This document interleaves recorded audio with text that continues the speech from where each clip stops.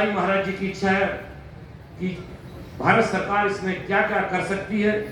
महाराज जी का एक आग्रह है कि पंचगव्य पर आयुर्वेद में एमडी की पढ़ाई हो, पंचगव्य पर पीएचडी हो। जब मैं महाराज जी का साथ व्यक्तिगत रूप से बैठा था, ये महाराज जी के विचार, महाराज जी ने हमसे कहा कि भारत सरकार से ये मांग रखी जाए कि पंचगव्य पर आयुर्वेद में एमडी हो, पंचगव्य पर पीएचडी हो, और ये उसी संस्थान के डायरेक्टर जनरल हैं।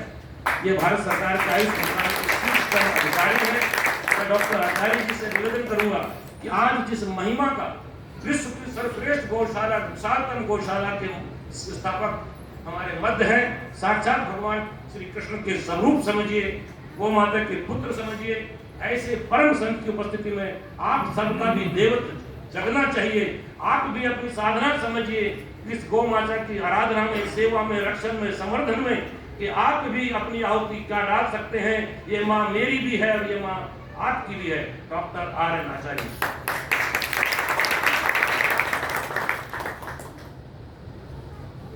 यहाँ उपस्थित सर्वजनों को मेरा नमस्कार। पूज्य महाराज, संत और सभासित महाजनों, सबसे पहले मैं तो नरेश शर्मा जी का शुक्रिया अदा करूँगा। उन्होंने ये एक अवसर दिया और अवसर के साथ साथ एक बड़ी जिम्मेदारी का भी एहसास दिलाया। बंधु, अगर हम हमारा विश्व का जो उत्पत्ति हुआ वहाँ से शुरू करें, वेदों का बात करें, वेदों से लेके जब वेदों में गौ माता का गोवंश के बारे में जो कुछ वर्णन किया गया है, और वेदों का एक अंग है आयुर्वेद, और उससे हम कैसे कुछ सोच सकते हैं कि आयुर्वेद में गौ माता का विषय, गौ माता के बारे में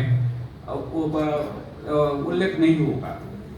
गौ माता आयुर्वेद का हर एक ग्रंथ में, चाहे वो चरक संहिता हो, सुश्रुत संहिता हो, अष्टांग हृदय हो, जो कि संहिता पीरियड का है, उसके बाद भी जो भी संग्रह काल में है या संहिता संग्रह काल में हो, हर एक ग्रंथ में आयुर्वेद का पर्टिकुलरली गोमय का पंचगव्य शब्द तो आया ही है, बट एक एक करके जो प्रोडक्ट है उसमें हर एक में आयुर्वेद के बहुत सारा उसका गुणकर्म बताया गया है।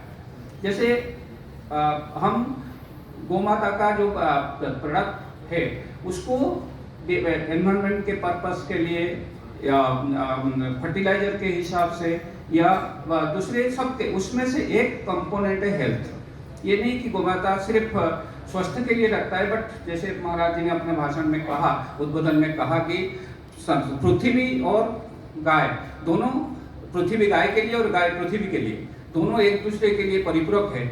ऐसे ही उसमें से एक अंग है स्वास्थ्य व्यवस्था। स्वास्थ्य व्यवस्था महाराज जी ने और एक बड़ी अच्छी बात कहा, बड़ी भावनात्मक बात कहा कि ये विष को निर्विष करता है। ये तो गाय पृथ्वी के बारे में बताया, लेकिन आयुर्वेद में जितने भी पॉइजनस प्लांट्स हैं, आयुर्वेद एक ऐसा ग्रंथ है जहाँ आयुर्वेद बोलता है सर्व नानौषधिभूतक द्रव्य की उपलब्धि। तो ये दुनिया में ऐसा कोई द्रव्य नहीं है जहाँ जिसका कि औषधि गुण ना हो। उसको युक्ति के साथ प्रयोग करना ये वैद्य का काम है। आयुर्वेद इसलिए बोलता है कि नानौषधिभूत द्रव्य की उपलब्धि। ये दुनिया में ऐसा कोई द्रव्य नहीं है जिसका कि औषधि गुण ना हो। उसमें गाय का या जितना प्रोडक्ट है उसका तो है ही। और सबसे बड़ी चीज है कि जैसे वो पृथ्वी को निर्विष करता है, ऐसे आयुर्वेद में कई विष द्रव्य को उपयोग किया गया है। आयुर्वेद में औषधीय विष द्रव्य और एक ये मिनरल्स, मेटल्स, उस विष द्रव्य का भी उपयोग, और जितने भी औषधीय द्रव्य है, विष द्रव्य है, उसको निर्विष करना, उसको औषधि रूप में प्रयोग करने के लिए गाय का प्रोडक्ट घृत के लिए कुपिलू एक कुचिला विशेष स्टिकनिंग पॉइजन होता है जो सबसे इफेक्टिव दवा है आयुर्वेद में। उसको घी में फ्राई करने के बाद ही उपयोग करने के लिए बताया गया है। और जैसे गोमूत्र, वश्चनाव सबसे विष है, वश्चनाव विष, उसको अमृत भी बताया गया है, उसको विष श्रेष्ठ विष भी बताया गया है। उसका शोधन भी गोमूत्र से किया जाता है। लांगली विष द्रव्य है, और जितने ये है दूध के साथ उबालने के लिए धतूरा एक विष द्रव्य है, उसका भी शोधन उसको औषधियों को कैसे व्यय करें, गाय के प्रोडक्ट के ही उसको शोधन करने के लिए बताया गया है।